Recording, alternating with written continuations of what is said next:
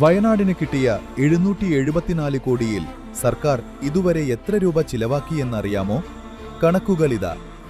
മുഖ്യമന്ത്രിയുടെ ദുരിതാശ്വാസ നിധിയിലേക്ക് ആകെ എത്തിയത് 773.98 കോടി രൂപ.